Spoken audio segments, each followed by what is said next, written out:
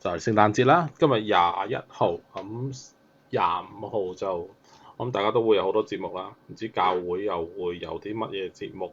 咁我哋教會咧就係今日佢哋慶祝聖誕嘅，因為今日係主日。咁佢哋就做咗成個 show，咁就我諗係用緊啲浪子嘅比喻嚟做 show，但係都幾 surprising，因為初時仲以為佢哋做 Lion King 添，後尾原來一轉翻嘅時候就可能浪子比。最近我都係再一次被浪子嘅比喻去有咗得着同埋衝擊嘅，咁因此就有啲嘢都想同大家分享。咁亦都好耐冇見大家啦，咁想同大家update 下，即係大家喺聖誕節覺得開唔開心啊？今年你覺得收穫豐唔豐富啊？願上帝嘅福氣喺你生命裏邊繼續嘅不斷嘅去擴張，咁願意恩典讓你更加去認識佢，更加認識佢嘅日子裏邊咧，你就更加去認識恩典。嗱，點解咁多思緒喺呢一年裏邊，而我又冇乜去同大家傾偈？因為今年係好忙嘅，我而家接緊真係四五單唔同嘅政府嘅標書，寫好多嘢，做好多 IT 工程，咁就濕碎嘅有好多，因為新到間公司全部啲濕碎，而家我幫啲兄弟頂住，咁佢哋就專心做大事啦。但係我啲濕碎嘢都係越做越大，所以都幾大鑊。咁就好多經歷，好奇妙嘅。但係咧都知道有好多嘢都好想同大家分享，因為上帝有不斷嘅灌輸好多個知識，同埋開好多眼界俾我。最近就因為認識咗或者睇咗好多嘅垃圾文章啦，真係好多個垃圾文章，因為好多嘅所謂嘅基督徒有心又好冇心又好，佢哋嘅水準咧就係幾廿年都係停滯不前之餘咧，個人嘅基本知識同埋做人嘅基本認知咧，其實只有退步嘅啫。所以因此呢啲人佢去到就好似耶穌基督講嗰個撒種嘅比喻一樣，唔好睇輕呢啲比喻，因為佢用上帝嘅心意去講出呢啲比喻嘅時候咧，可以話係釘死人類嘅框框嚟，釘得死人類框框，即係話無論你點樣事後孔明，點樣去用人嘅常理同智慧想去突破呢啲嘢嘅時候咧，其實人能夠突破只靠恩典嘅。上帝唔開恩俾你嘅話咧，其實你都唔使知有咩機會。所以因此佢最近咧有啲基督徒咧認識咗基督徒，你先講啲花費嘢先啦。咁同大家 share 一段好短嘅經文咧，今日想同大家 share 嘅係舊約嘅以賽亞書，因為我覺得嗰啲唔好嘅養分我都唔想再提，所以用翻啲有養分嘅嘢同大家分享嘅以賽亞書。點解我今年咁迷戀以賽亞書？因為即係一覺醒嚟咁多嘅思維裏邊，我有乜嘢係可以好穩陣咁同大家宣告？無論你係基督徒又好，最緊要嘅，因為其實唔係好多基督徒都啱聽嗰啲嘢，反而非基督徒咧都有啲係啱聽。你就係話，如果我用事實同事實嘅每一句事實去堆砌嘅時候咧，我有把握去相信，讓我自己都相信嘅咧，就係以賽亞書。點解？因為死海古卷掘到。而死海古卷 dating 話俾你聽嗰陣時，大概係 B.C. 200至300年度。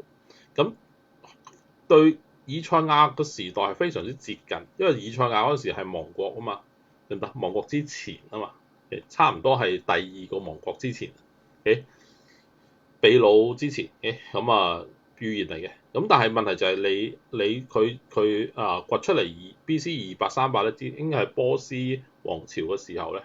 大概就係佢被擄歸回嘅時候咧，就係呢個手抄本就係埋咗喺某個地方，就變成咗今時今日現代被發現嘅死海古卷。就最緊一樣嘢，死海古卷掘咗出嚟之後咧，dating 證實咗個時間之餘咧，仲有嗰陣時古卷裏邊嘅內容，以賽亞書係甚為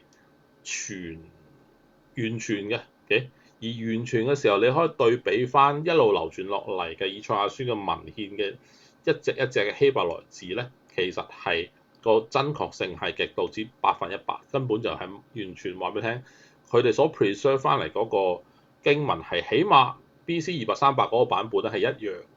咁嗰陣時係重輯翻佢哋之前嗰個以賽亞寫嘅原稿嘛，重新再輯，即係聖殿重建第二聖殿期嘅時候，咁所以因此其實你亦都可以追溯翻佢哋既然咁注重翻原著所寫嘅嘢，因為其實先知書嘅嘢咧好多嘢係未解釋㗎嘛，好似講咁多耶穌嘅嘢，你嚟賽亞嘅寫住先嘅啫，所以其實未解釋嘅時候，佢哋唔夠膽數過，因為點數過啫？你都唔未應驗嘅，你都唔知道係點嘅。你唔知道係點嘅時候，你唔夠膽加鹽加醋。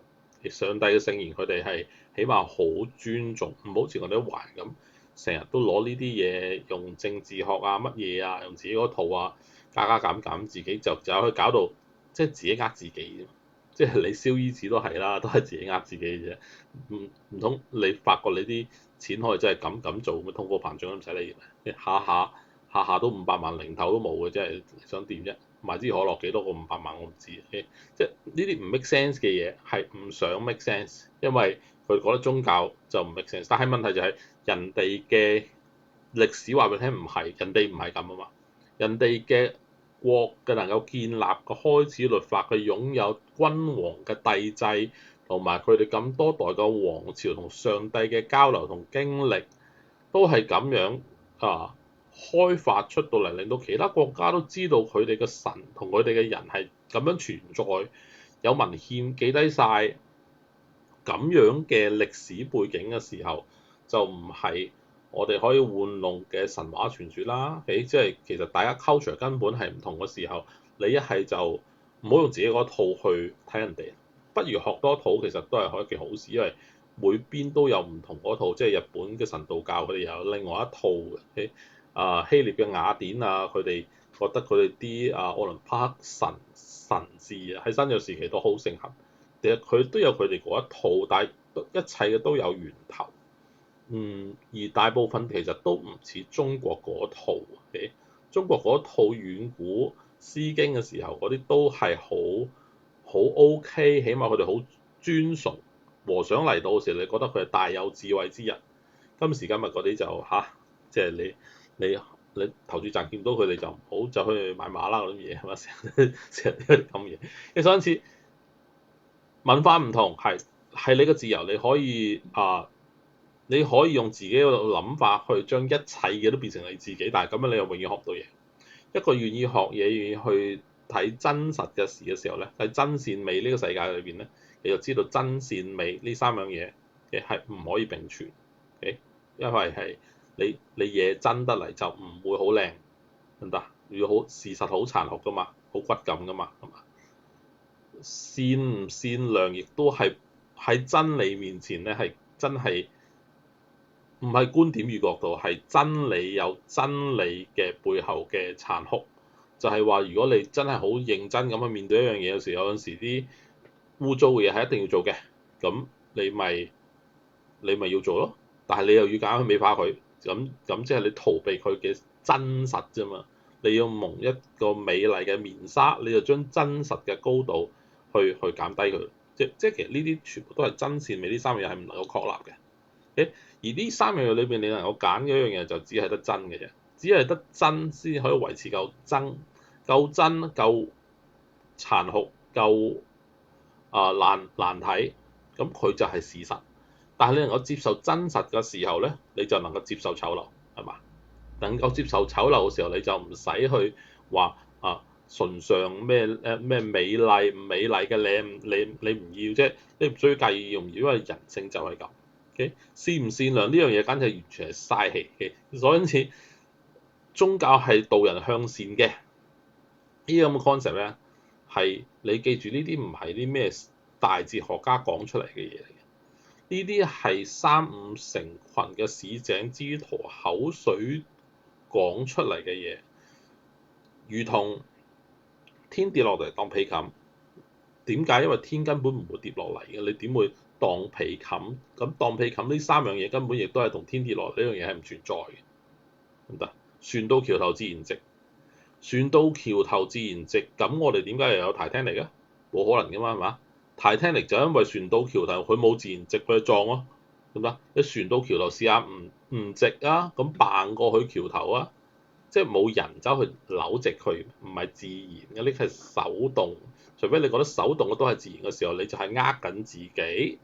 所以呢啲口水嘅説話咧，都係市井之徒講俾你嘅嘢，唔係真理嚟嘅，係自欺欺人嘅嘢嚟嘅。誒，老實講，自欺欺人嘅到處都係，因為會令到人覺得舒服，令到咩人舒服啊？係令到成功者舒服？唔係啊，永遠都係安慰失敗者嚟用㗎嘛。如果唔係政府點需要打？嗱，如果個個香港學生都係學霸嘅話咧，個個都係學霸，得唔得？個個都90日8分，你拉 curve 個個都係滿分，拉唔到 curve 㗎。咁你諗下，誒咁樣嘅一個社會，全精英瘋狂精英制嘅話咧，你諗下政府會唔會打一個廣告叫做求學不是求分數？唔會㗎嘛，因為個個都係精英嘅時候，個個都係學霸嘅時候，分數就係王道，係嘛？求學不是求分數，打工唔好為錢一笨，係嘛？嗰啲説話都係借住市井之勢去政府讓市民得到安慰，希望人唔好諗埋一邊，希望人唔好諗埋一邊，即係理論上事實必定指向你，佢需要諗埋一邊啊嘛。就係安慰一啲唔係好成功嘅人嘅時候拎出嚟嘅安慰説話，但係講多咗個三人成虎變成社會氣氛之後咧，人就將呢啲安慰嘅説話咧變成咗真理，令到水準大崩潰之後咧就低處未見低啦。呢個係每一個社會裏邊，你過得30-50年裏邊嘅咧，必定會產生嘅不斷嘅一啲向下嘅 spiral。必定係嗱，所以因此翻到嚟呢邊就話發生咩事就係同一個佛教徒，自認係佛教徒係講佛嘅，咁我見到佢都好似諗通咗喎，悟頓咗喎，咁啊不如同佢傾下佛偈啦咁樣。咁後尾原先知道佢係基督徒，就話唔信基督就走去信佛教，咁話咁其實冇問題嘅，你信乜嘢即係。如果我係用基督教山頭主義，我話哇半教咁，但係我唔係啊嘛，因為用上帝眼睛嚟睇嘅呢個小朋友係想出去走走，咁咪出去走走咯。浪子回頭嘅比喻都係佢分家產都俾佢去啦，係嘛？更何況呢個上帝係即係絕對 OK，即係你咪出去睇下咯。你咪但係出去睇下，你咪真正出去睇下咯。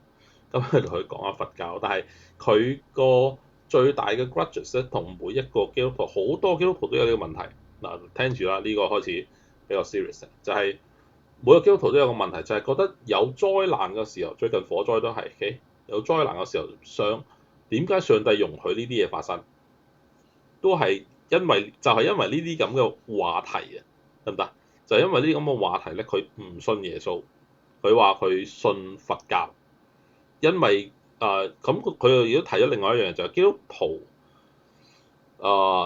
有個 auntie 對佢好好，但係突然之間就上佢屋企探訪嘅時候，見到啲佛像就要求佢即刻抌晒佢，令到全屋企人都對佢哋嘅呢啲咁嘅 barbaric 嘅舉動咧係極度之反感。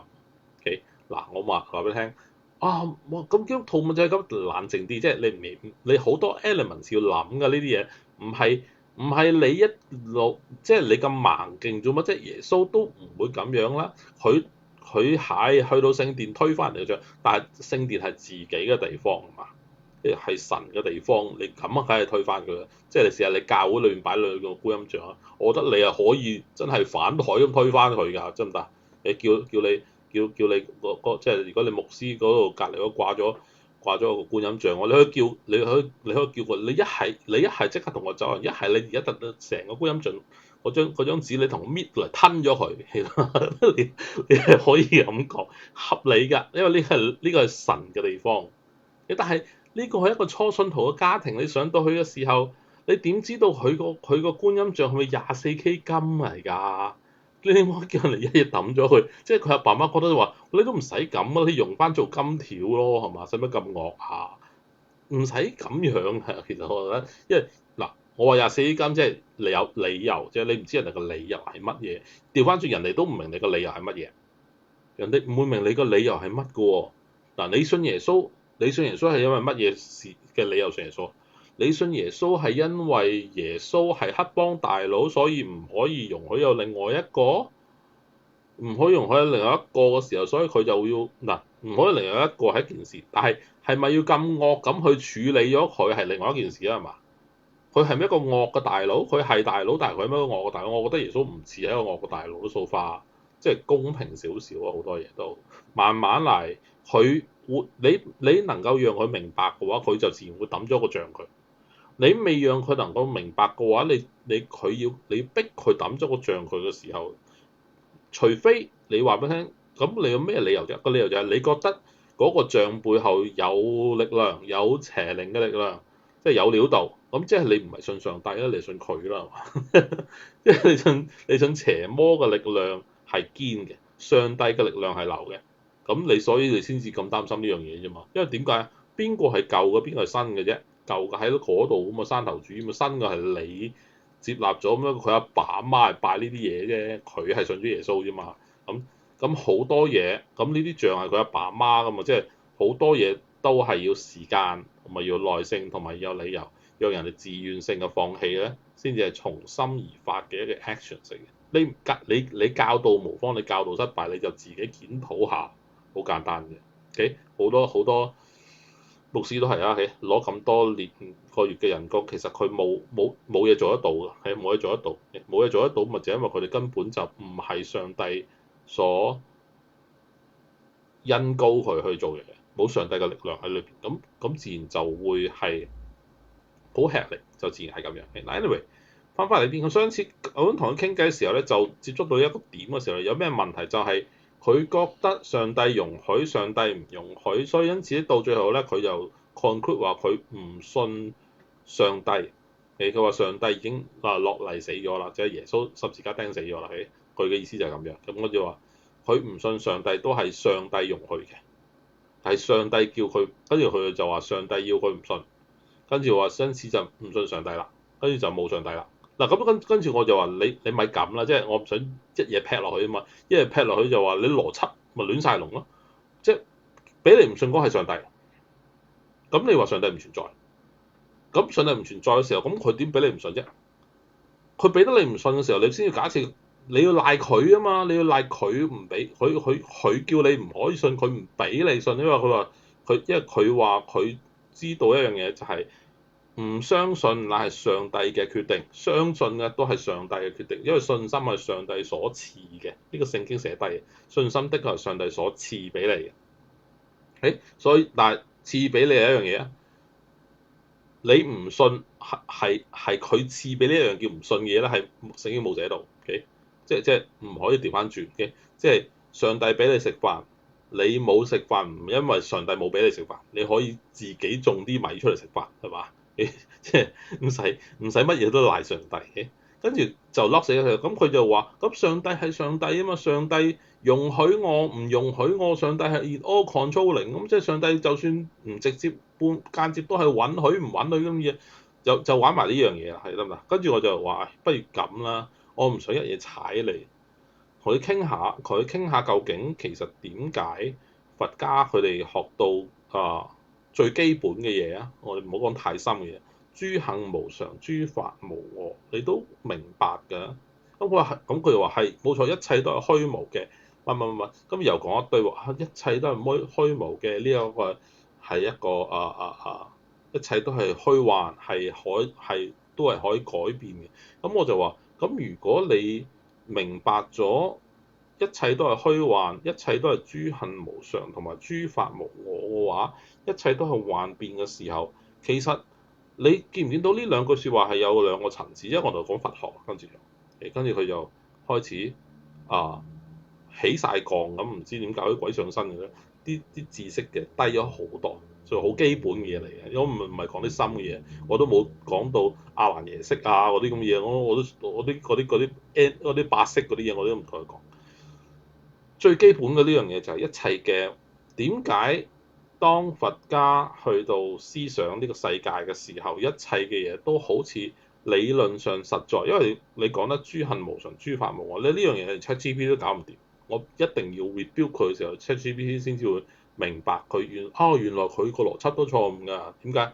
因為諸行無常，諸法無我。講話俾你聽，一切都係幻變啊嘛。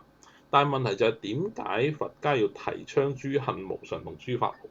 因為起碼佢喺表面上，或者喺虛浮，或者喺一夢嘅裏邊咧，係有發夢嘅虛幻，即係其實你係以為佢恆常，佢卻無常，佢實質無常，得唔得？諸行無常啊嘛，所以因此佢實質係睇落去好似恆常，但係原來佢真係無常。嘅諸法無我就係睇落去，其實諸法好似有我，即係萬事都有一種嘅法則啊，亦都有我參與嘅情況喺裏邊。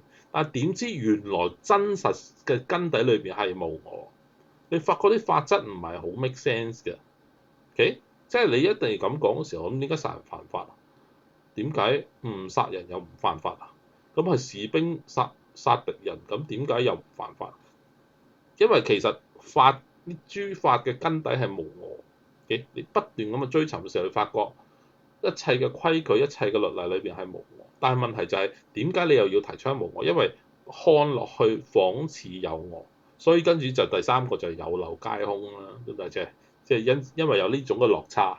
比如話我買架車翻嚟嘅時候，誤以為我架車係永恆，點知我架車新車落地一踩出一踩出去街上面，即刻俾人撞咗。跟住原來變咗做廢鐵啦。咁嗰個落差令到我就會好傷心，係嘛？我以為嘅恆常，原來事實係無常。但係調翻轉，如果你參透咗呢一切嘅時候，你買架車嘅時候，我都知道我買嘅都係會歸為廢鐵㗎啦，廢鐵先至係事實。我能夠擁有一架喐得嘅車嘅本身咧，只不過係一個暫時性，到佢有一日係會成為廢鐵之前嘅日子咧，係呢段短暫嘅時候我所能夠擁有嘅，一切就變咗一種緣起緣滅嘅緣分啦，係嘛？其實佛家講嘢好簡單嘅啫，就係話呢個就係事實。你所因此無我同無常卻為事實嘅時候，我同佢講：如果你明白諸行無常同諸法無我呢種嘅落差嘅世界嘅契約嘅時候，你就會明白呢一個天，即係佛家即係道家嘅佢哋個儒釋道，佢哋都係講天，或者你一個體系，或者呢個世界都好啦，得唔得？或者你個神啦、上帝都好啦，咁係一個有情天定係無情天啦？Okay? 因為如果係你要一切都係恆常，一切都係無誤嘅話，一切都係乜嘢都係控制晒喺裏邊嘅時候咧，上帝控制晒一切嘅乜嘢嘅話咧，呢一個一定係無情天，因為唔可以有感情，唔可以有情緒，你要恆常嘅。所以但係問題就係，如果你嘅領悟話俾你聽，實質呢個世界嘅根底咧係無常同無我嘅話咧，你恭喜你，你就察覺其實呢一個天一定係一個有情天，okay? 所以因此呢一樣嘢嘅時候咧，就已經見得到佢個水準已經消化唔到，okay? 消化唔到。所以因此咧，喺有情天嘅前提之後咧，天一有情咧，就好似一個上帝創造咗一個天地，仿似無情，但係有佢感情嘅投射。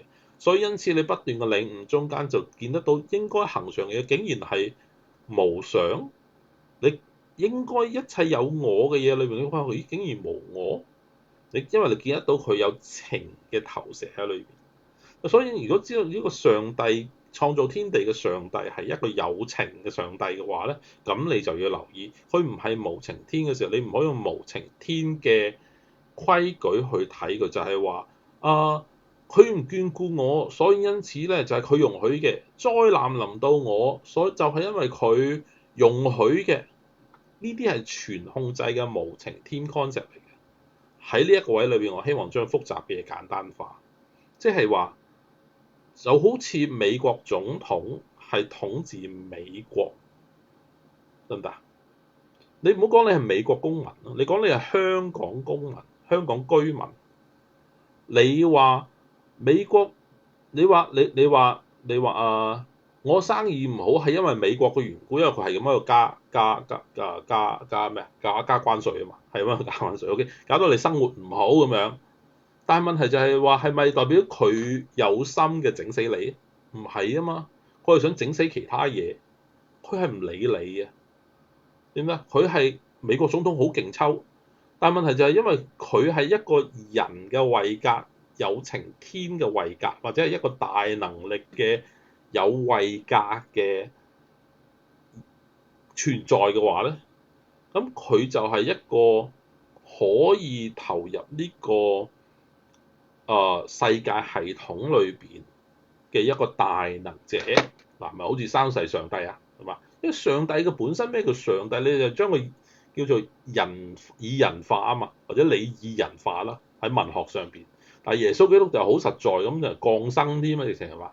所以因此就係你咪見得到一個有情嘅上帝將個真實嗰面投射咗話俾你聽，我唔係嗰啲無情天嘅系統化嘅AI 啊之類咁嘅嘢，佢係一個有位格嘅創造嘅上帝。佢話俾你聽，佢嘅真實改變，佢創造咗一個仿似無情天嘅世界，亦都充滿咗佢自己心靈嘅投射。所以啲人咪領悟到佢係有情天。所以因此咧，如果有嘢發生災難咧，係咪佢容許？可以係佢容許，但係調翻轉都係咪可以佢唔理會嘅後果咧？佢唔理會就係唔係佢嘅責任咧？佢唔理會係咪即係你世界事唔理，美國唔理會係咪美國嘅問題啊？而家唔係啊嘛，係嘅話點解唔係中國嘅問題啊？即係佢哋存在就係有權唔理會，點解佢係一個有情天嘅體系，亦都因此 coherent 佛教嘅察覺以為恆常，以為有我，原來係諸行無常，原來係諸法無我，先至令到有漏皆空，先至走向涅槃寂靜。佢明白呢一切嘅嘢嘅時候，嗰種嘅般若智就係話俾你聽，呢個世界唔係我哋睇嗰啲咁 rigid 嘅嘢，好多嘢其實係好虛幻。點解虛幻？因為有流動性，因為呢個係一個有情天創造嘅一個天地。所以因此佛家同基督教其實，如果耶穌基督降生為人，以上帝嘅身份，或者你唔好你如果非基督徒，你當佢佢唔係上帝，OK，翻，我唔想拗呢樣嘢。你當佢一個大智慧有天啟嘅奇妙之人啦，好冇？咁嗱，咁呢樣嘢你唔可以 deny 啩？大智慧天啟嘅人。咁 OK 咯啩？嗱，咁如果用呢個水準，你同佢喺地上邊將你個無常嘅問題、無常有漏帶出嚟嘅痛苦，同佢坐埋一齊傾偈嘅時候，佢係咪會話俾你聽佢所知嘅嘢係多過我哋在地上邊所諗到嘅嘢？大家係咪可以好 click？一個係好願意去 share，另外一個係好想去尋找。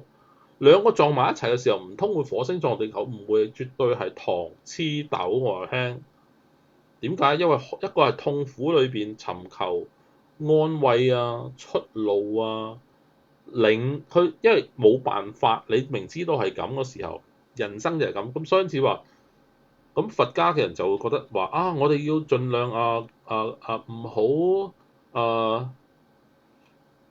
唔好將呢個世界睇得咁現實，我哋要虛幻少少，一切嘅都係歸於無有，都係冇意義嘅。咁我就話你呢個睇法咧，其實係好六祖慧能之前嘅世界，明唔明？即係因為其實嗰陣時話經常塵不掃，莫使惹塵埃啊嘛。跟住六祖慧能出咗本是無一物，何處惹塵埃？佢就話咁佢就話咁咪就係虛幻咯。但係虛幻唔係就係冇意思，諗清楚六祖慧能嗰兩句。如果你淨係識得六祖慧能嗰兩句，你唔知道佢師兄嗰兩句嘅話咧，你唔能夠做一個對比，你見唔到一個過程。個過程係乜嘢？個過程咪就係你以為恆常，以為呢個係方法，卻原來話翻呢個方法都係冇嘅。idea 就係根本就冇明鏡台，又何處惹塵埃咧？冇鏡子，塵埃點樣滴落鏡子上面，你如何要去塵筆數啊？鏡子並非鏡子，個 idea 就係話你想修練嘅方法本身並不是修練嘅方法，呢個師傅先至將嘢交俾鹿做，唔係因為佢睇透呢啲嘢係虛幻，佢係睇透虛幻嘅本身都係虛幻，虛幻嘅本身都係虛幻，即係咩啊？即係話你發個一個夢，縱然係冇意思。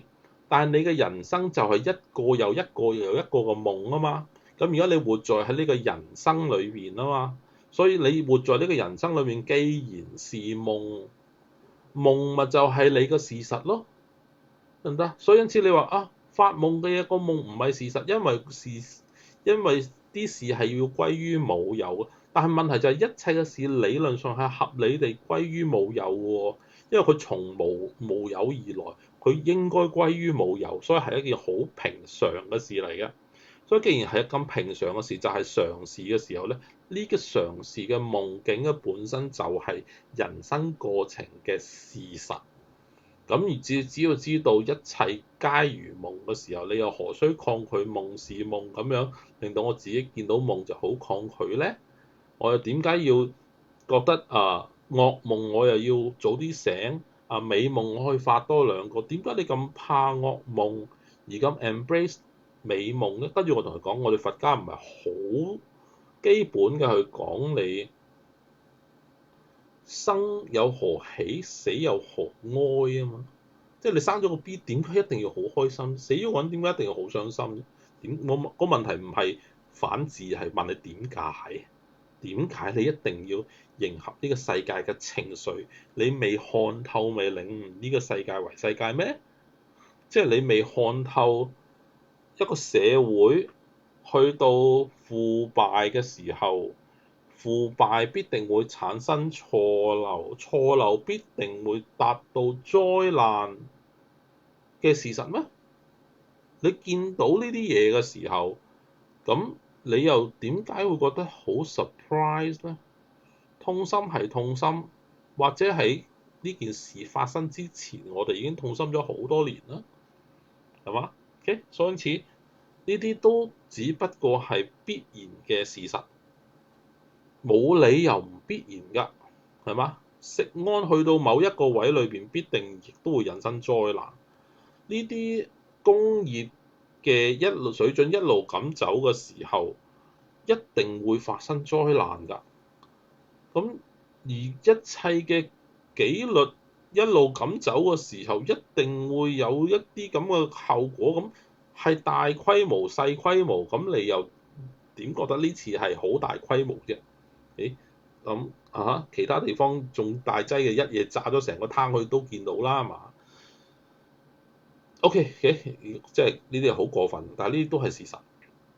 所以同嗰個基督徒傾偈就係、其實佢基督教嘅問題係佢學藝不精，okay？就以為係上帝讓佢唔相信佢嘅升，所以咁，但係問題佢人係有咩方法去突破？睇聖經就得㗎啦，其實點解啊？David 你成日睇聖經，咁我真係成日睇聖經，因為我淨係覺得上帝同我講咗一個説話，我覺得好深信呢樣嘢，就係聖經寫低晒㗎啦。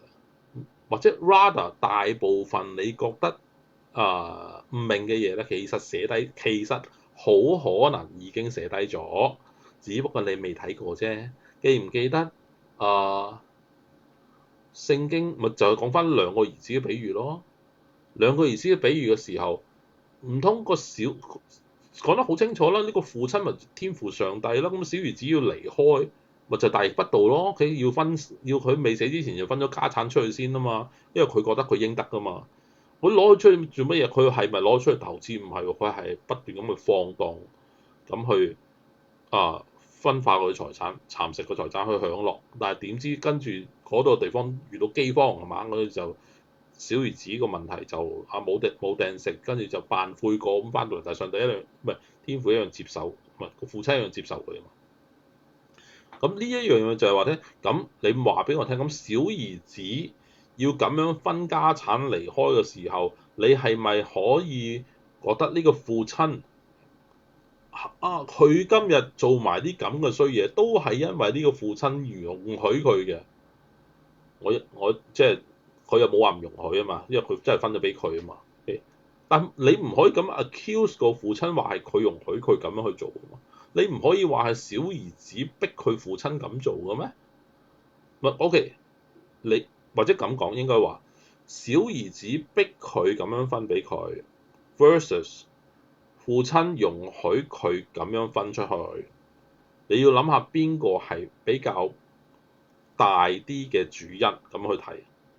大啲嘅主因咪就係小兒子要爭家產，要呢一刻分家產，呢個先係 initiative，唔係個父親容許佢 initiative 啊嘛。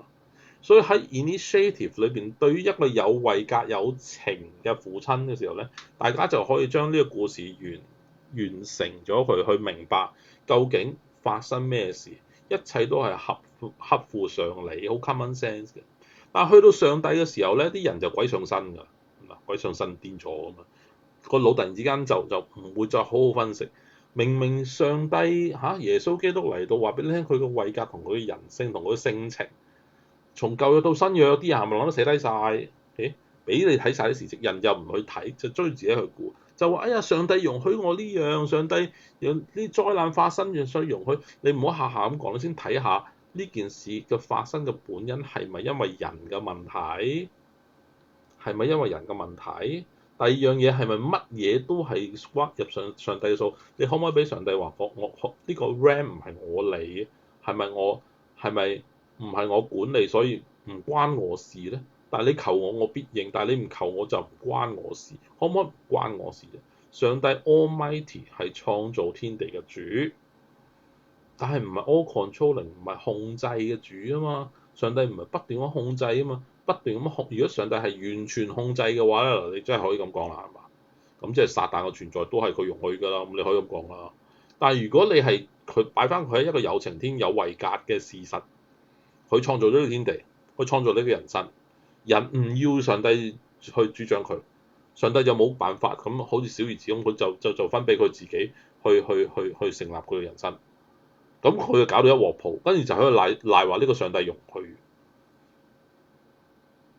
咁咪唔係好公平啊？因為呢個唔係個主要嘅問題，主要嘅問題係人唔要上帝去管治佢，唔要上帝去幫手，有問題唔去求問上帝嘅指引嘅方向啊嘛。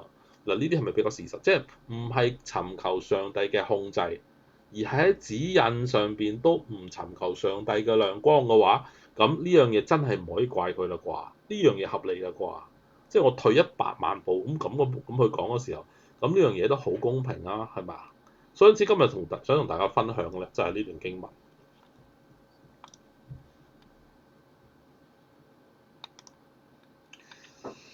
以賽亞書今日係聖誕節，有少少分享啦。我想分享以賽亞書56章嘅。咁因為大家都知㗎啦，和合本翻譯嘅水準真係會讀到你嘔血㗎。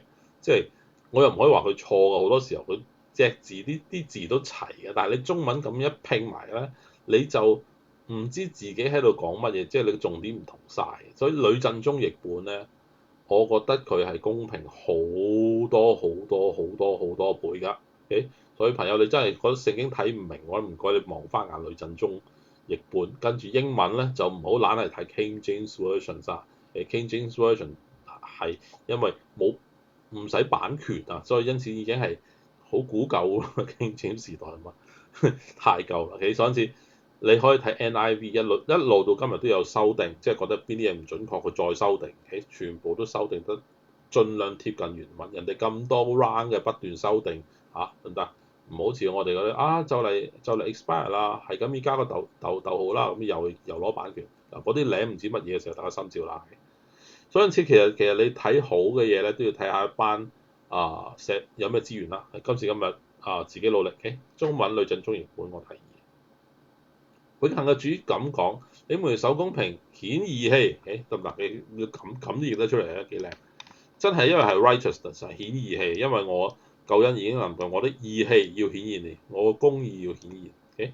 嗱，跟住咧，我想同大家睇嘅嘢就係話，呢段經文咧就係講緊上帝對於佢自己管轄嘅地方嘅一啲嘅心願嘅，咁你就睇下你就所以叫佢守公平，唔該顯義係叫你哋咁啊，因為係佢管轄嘅國家嘅地方，以色列嘅地方，謹守安息日而不觸犯嘅禁止己手不作任何壞事啊！這樣行人的人，持守這道嘅人有福啊！就係話你呢啲人我一定加分，好合理啊！點話呢個地方係佢管治嘅地方啊嘛？但係有啲人咧就開始第三節咧，我想呢度咧就係我想同你今日大家分享嘅主要嘅地方。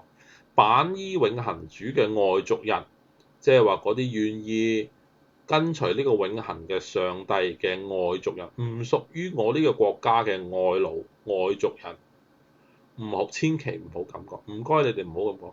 哎呀，你哋永恆嘅主啊，必定將我從佢人民中分辨出嚟啊！呢個人嘅覺得，點解啲人當時咁覺得？因為呢個主，我哋嘅神咧，係好喺當時以賽亞嘅日子裏邊咧，係好 localize，係以色列嘅上帝，佢係叫佢稱自己為佢係亞伯拉罕、以撒、雅各嘅神，咁但佢哋嘅祖宗嘅神係佢哋嘅神，所以因此喺佢哋嘅神嘅時候咧，佢知道上帝點樣照顧呢個國家嘅時候咧，而佢對呢個國家要求亦都係咁樣嘅時候咧，就其實都好清晰嘅，知道分得好清，所以因此咧，呢啲外勞入到嚟嘅時候咧，心底裏邊都會覺得自己同當地嘅人唔同啊！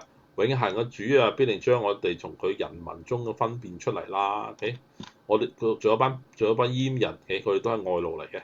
閹人亦都唔好講啊！我係棵枯乾了嘅樹葉啦。有冇佢哋嘅神一定唔會眷顧我，即係俾人揸乾揸淨啊都係。但係永生嘅主咁講，唔係咧，你哋唔好咁樣，即係快啲就朋友。你哋唔好咁睇我嗱，我哋人咧係調翻轉睇上帝就有災難啊，上帝容許啊，得唔得？喂，大佬你咩？即係我邊度聽到呢句説話嘅咧？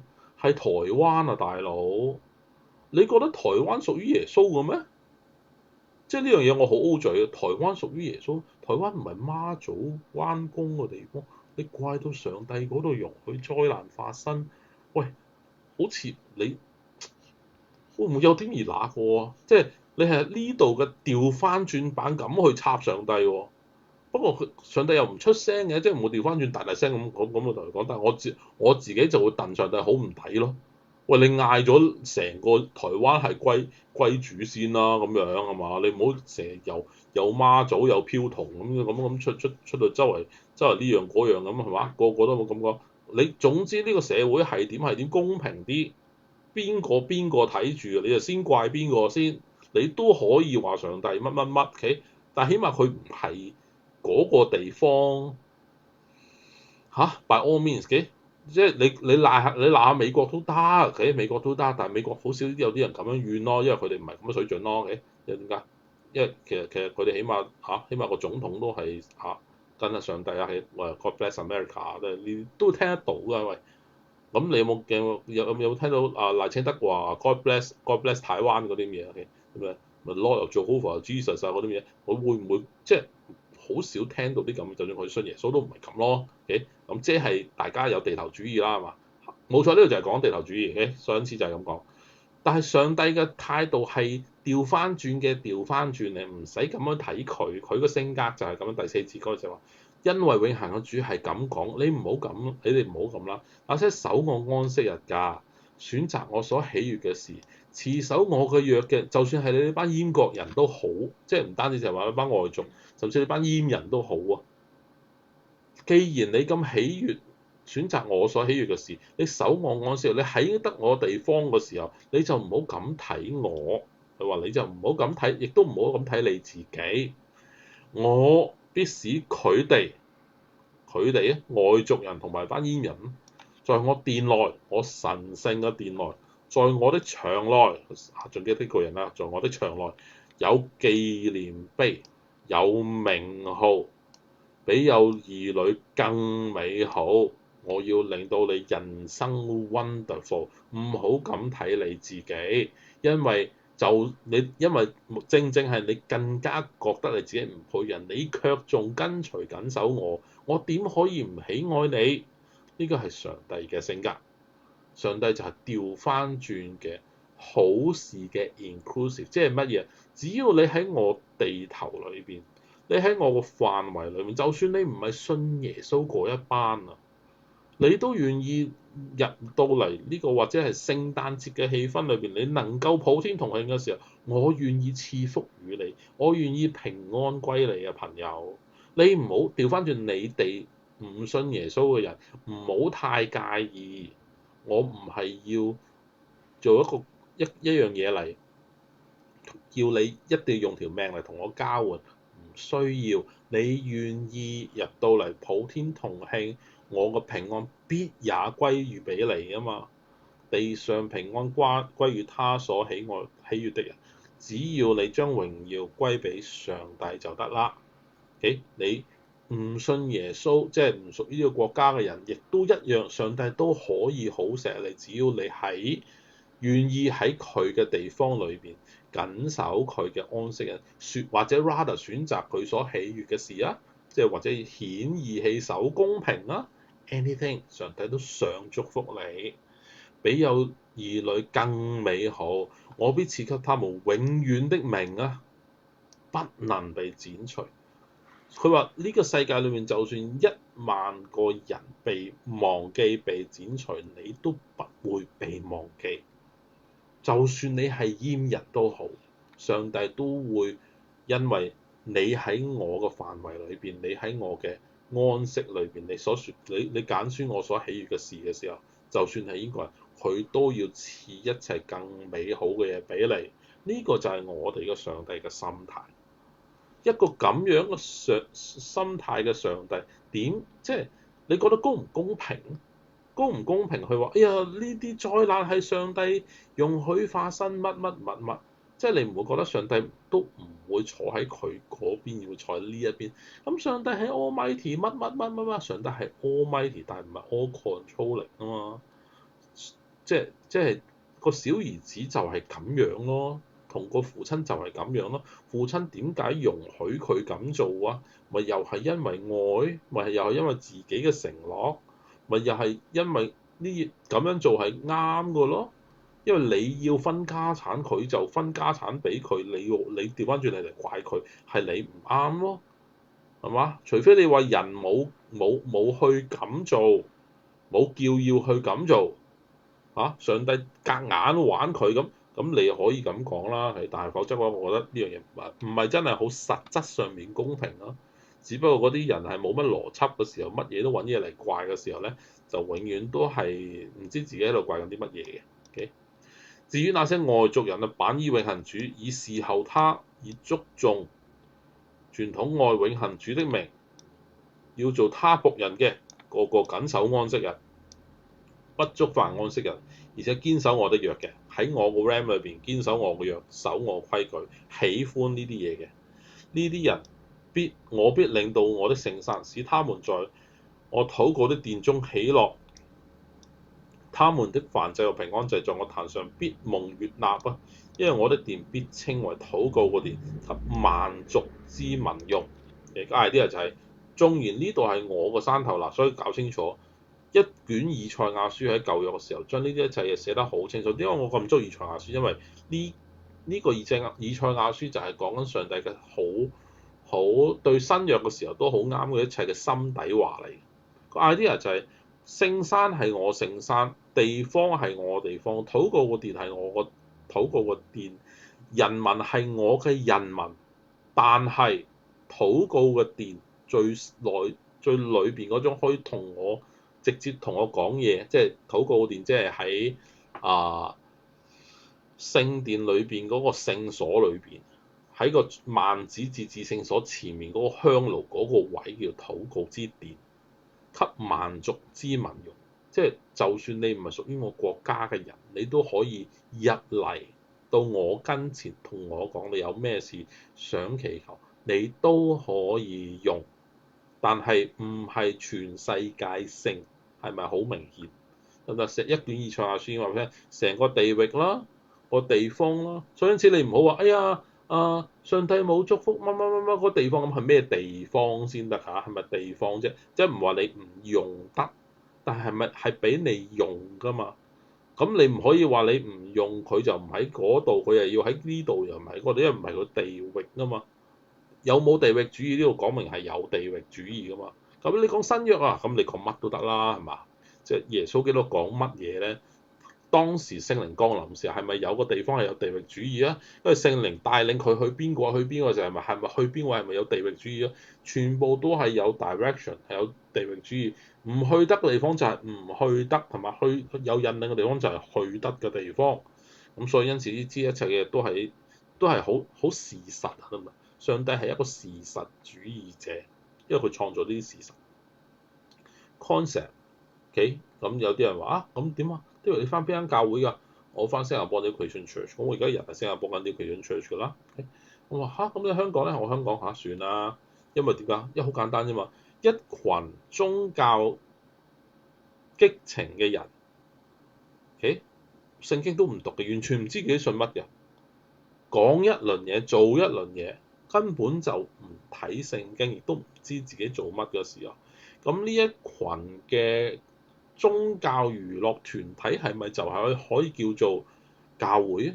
哦，咁唔係啊嘛，我教會乜乜乜，我等陣先，呢啲係教會自己講喎。佢話教會唔係個 building 教堂，教會係啲人啊嘛，係佢哋自己定義㗎。啊，係啊，就係咁啊。所以佢咁多年乜乜乜，所以咪就係咯。所以咁多年咁多代，佢哋都好相信主耶穌基督救恩嗰一班，咪叫做信徒咯。喺嗰一刻，佢哋咪叫教會，因為教會係人嚟噶嘛。但係人會變噶嘛，呢啲都係事實啊，都係事實主義啊。人會變噶嘛。上邊嗰一代相信，上邊嗰一代，下邊嗰一代全部自己以為信，做埋一大堆宗教嘅行為，就以為可以代替去信，咁樣嘅泥漿摔角嘅一堆嘅高級宗教娛樂者聚埋一齊，咁嗰啲叫做信徒啊？得，即係嗰啲叫信嘅話，咁嗰啲咪叫信徒咯。但係嗰啲叫信徒，聖經所講嘅信好似真係無釐啦交喎。咁呢一群仲係咪叫信徒啊？咁如果呢群仲係咪叫信徒嘅時候，咁呢一間係咪仲係叫教會啊？呢個都係佢哋定義㗎，係捆綁呢個邏輯嚟㗎嘛。所以因此，當係一班唔信嘅人喺埋一齊嘅時候，啲牧師啊、教師啊喺台上面亂講聖經嘅時候，因信稱義都一啲係全無嘅時候，但係卻攞住佢哋嘅乜乜會乜乜會嘅名銜，繼續做佢嘅宗教場所嘅娛樂之用，跟住繼續 clock 佢嘅人工，為翻工而翻工，為聚會而聚會，為走埋一齊咗，唔知自己做乜，不斷咁蠶食社會之餘，卻對社會毫無益處嘅團體，在不斷咁持續，咁你仲叫唔叫呢個教會啊？我冇話佢唔係啊，我唔敢話，我唔敢叫佢哋做教會啫。Anyway，呢啲團體聚埋一齊咧，我只不過話我唔能夠否定佢有機會係教會，因為你可能話啊，嗰度仲有幾個信嘅，打，OK，都得，OK，但問題就係我唔想浪費我個時間同日子同人生喺裏邊，咁 OK 啦啩？即係你捱得到嗰啲咪捱咯，你唔諗住啊嗰啲做唔好嘅，你可以救翻佢。喂，大佬，我浪費人生㗎喎，係嘛？我去間學校嗰度都唔會諗住啊，呢間學校唔好，我入去裏面讀好佢咁啊，你唔會咁啩？間公司唔好㗎，出唔到糧俾你啊，你入到去做好佢啦咁樣。哇，唔係啊嘛，你會唔會先？啊，你會嘅，你去做咯。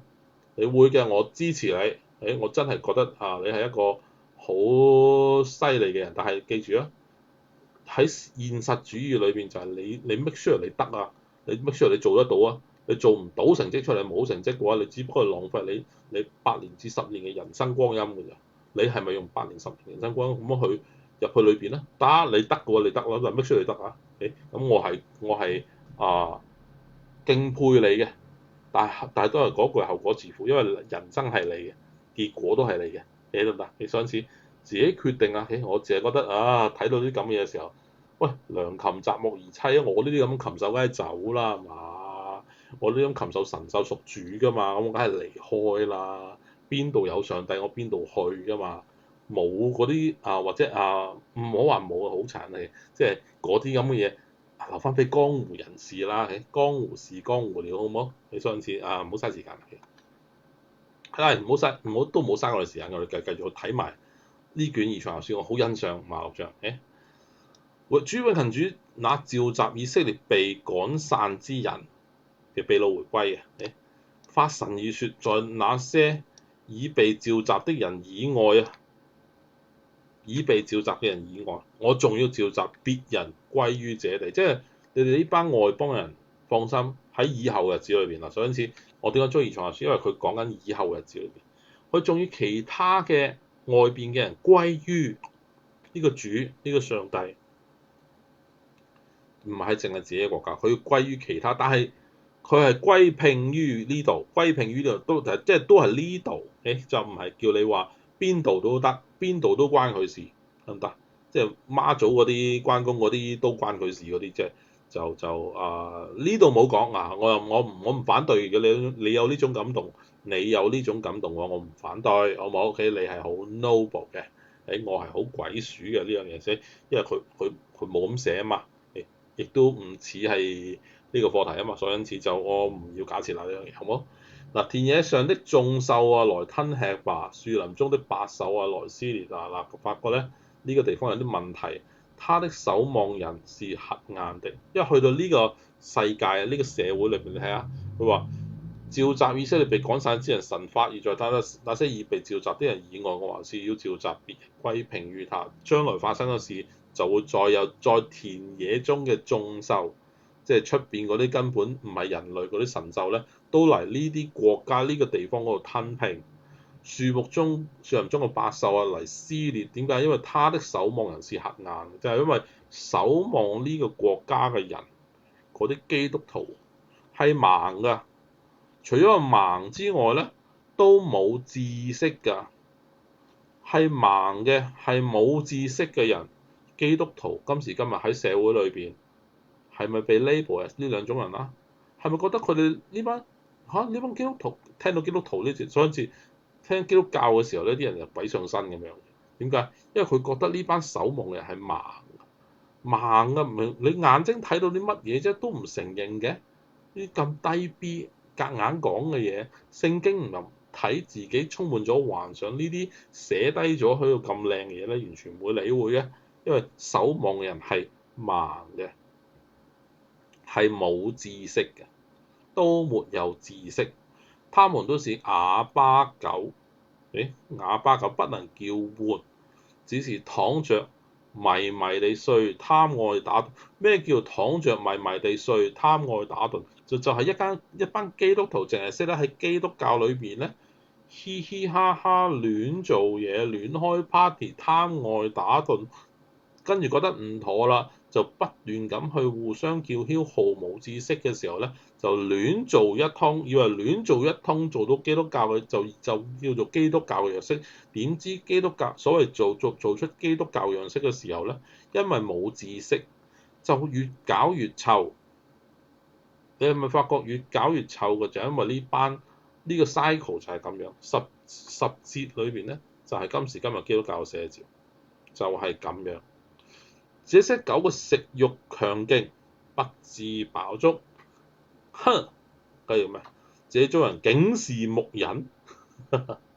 舊約嘅以賽亞已經睇到呢個世界，講咗一句：哼，這種人竟是牧人咧。印足譯本譯得幾靚，從希伯來文直接翻譯到中文。這種人竟是牧人，其實呢啲狗係食慾極強，不知飽足。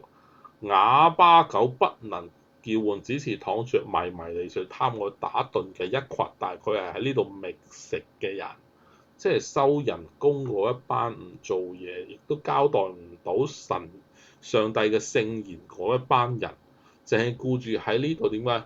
返工放工鬥人工，以為宗教就係咁，因為佢真係完全冇知識，係瞎眼嗰一班。呢個 description 係好靚。食慾強勁，不知飽足。哼！竟然呢種人係牧人喎，不知聰明為何物。呢啲人咧係以愚蠢咧嚟當作善良，完全唔知道聰明為何物。他們都偏向自行的路，各從各方專求自己嘅利益。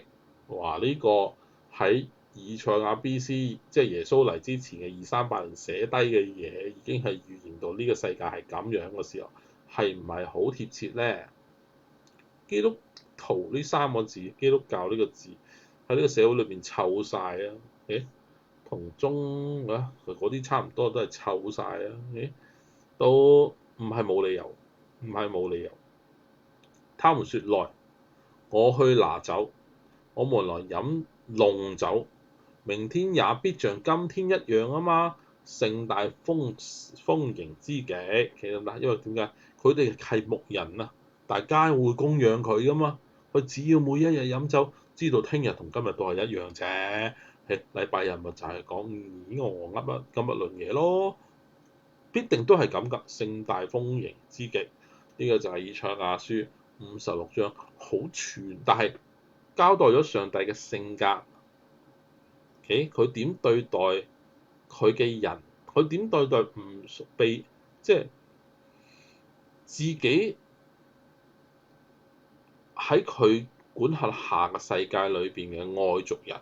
上帝係點樣都恩待佢哋，只要佢係持守認識呢個上帝，喜歡知道佢嘅性格，做佢所做嘅嘢，選擇佢所喜悅嘅事，嗰一班人，無論你係唔係屬於佢嘅人，佢上帝都會待你好。喺聖誕節嘅日子裏邊，得唔得？你都可以普天同慶，可以開心慶祝。大家都知道呢個唔係耶穌基督生日嘅。但係的確係我哋每一個信徒嘅心意，去用呢一日去紀念佢嘅生日。因為其實我諗大家都唔好知道佢生日喺邊，其實都大概知道啲嘅，馬槽嗰一日啊，即係報名上冊嘅日子啊，跟住然後有啲節期啊，都大概知道嘅。有啲人就 trace 嗰個伯利恆之星啊，嗰啲軌道啊，都知嘅。但係 anyway。有個歷史就係我哋選擇用呢一日去紀念佢嘅降生。紀念佢嘅降生有咩特別？以馬內利就係神與我們同在。idea 就係咁。如果係一個無情天，如何與你同在呢？既然能夠以馬內利神與我們同在，佢落到嚟竟然係從一個 baby Jesus 開始，仲要我哋人類去呵護同保護嘅。佢唔係腳踏蓮花啊嗰啲咩，係包着布臥在馬槽裏嘅一個需要人去保護呵護嘅嬰孩，卻是我們的上帝。佢對我哋嘅信任有幾大？佢話俾我聽，佢一個有情天落到呢個世界裏邊，接受呢個世界嘅因果業報，全部都落到嚟。佢唔好逃避到，呢個就係我同佛教徒分享嗰樣嘢，就話呢個上帝係有情天，既然臨到呢個世界，就唔會虛假咁臨到呢個世界，就實在咁臨到呢個世界。實在臨到呢個世界嘅時候，第一 number one 就係成為一個嬰孩。所以因此其實有好多嘢都係話咁點啊？咁佢有冇業報啊？一定有啊，因為佢進入得嚟呢度時候，佢唔使去逃避因果，唔使逃避業報。正正係嚟到呢個世界嘅時候，佢話俾我聽，佢係以上帝嘅身份，以上帝嘅力量帶俾我哋一啲重新嘅恩典。因為上帝創造呢個世界嘅時候，佢都係一切好有生命力嘅開始嘅恩典嚟嘅。我哋能夠存活都係佢嘅因所做出嚟嘅果，係嘛？所以佢冇逃避俾我哋重新一套嘅因果論。基督嚟到為咗乜嘢？就係承受我哋一切罪同埋過犯嘅果，而佢立嘅功德咧，就係佢註俾我哋嘅恩，乃係上帝自己嘅恩，讓人有第二次嘅生命。第一次係做人。我哋有軀體上面嘅生命，第二次就係上帝嘅靈嚟到再俾我哋一次恩典，俾我哋一次稱義嘅機會咧。稱義嘅機會咧，讓我哋重生，我哋有一次嘅生命咧，係可以同上帝一齊咧建立一個完全嘅關係。而建立呢個關係嘅裏邊咧，就係進入佢嘅永恆，令到我哋一切以為虛幻、以為冇意思嘅人生裏邊，添上好精彩嘅每一次嘅短暫，卻帶出每一刻永恆嘅生命，係咪好奇妙？正正係承受咗呢個世界嘅一切嘅因果論，佢用佢嘅因嚟俾我哋嘅果，第二次嚟到用佢嘅因，亦都嚟俾我佢嘅果。但係我哋呢一次，我哋所創造嘅一切嘅業咧，佢就喺十字架上邊為我哋付出呢一切咧，而釘上咗嘅時候，佛教徒咧點解會覺得基督耶穌同埋上帝係有乜嘢係讓你唔能夠歡喜若狂同埋接納嘅嘢咧？我係覺得，除非你嘅佛家嘅底子真係唔明白你哋嘅苦處喺邊，你唔知道你想要嘅嘢係乜嘢，同埋你或者你個心啊唔能夠敞開，係有上帝第二次嘅臨在。其實第二次即係你已經知道有第一次㗎啦。我哋活着都話咩幾多生修到啊？你又知你幾多生之前有修到嘅？唔係啊嘛，咁我真係唔修到，我點成為人有呢一生？喂，你唔知道第一個因可以係上帝創造嘅咩？上帝本身係一切因嘅源頭啊嘛，恩典嘅源頭啊嘛。咁佢如果用佢嚟注因嘅時候，你第一個果就已經係你嘅人生啦。你收得到今日係人生嘅時候，乃係上帝嘅恩。你今日從人生裏面走進永恆嘅時候，基督俾你第二次嘅恩，有何不可？呢個上帝只不過係照板煮碗做第二次啫。你係可以接受耶穌基督承受呢個救恩，好好咁享受我哋娛樂場嘅人生，讓上帝喺你嘅生命裏面多啲嘅俾你一個無盡嘅祝福，又好似聖誕節嘅一個天使所宣告嘅一句説話，天使親自喺伯利恆嘅野地裏邊宣告咗話：你放心，我帶俾你大喜嘅訊息，就係呢一個耶穌基督降生嘅日子，以馬內利，神與人同在，呢個有情天嘅上帝與我哋一齊降臨啦。點解？因為佢參與我哋嘅因果。佢話地上平安歸於他所喜悅的人，係咪就係呢個 passage 裏邊嗰啲選擇我所喜悅的事？他所喜悅的人，榮耀歸於上帝。你得到嘅平安係上帝嘅榮耀嚟嘅。咁你唔介意榮耀上帝啊？歸俾佢啊！因為你在地上得到平安，上帝嘅平安充滿咗祝福同埋美滿，就好似聖誕節嘅氣氛一樣，好好咁享受呢個氣日嘅節日。願你呢一年嘅年尾裏邊多啲嘅感受到上帝對你嘅愛，同埋佢俾你明白嘅實際。希望你能夠明白呢一切嘢，希望你開始會有知識，亦都知道聰明嘅重要性。願上帝祝福你哋。今日嘅分享到呢度。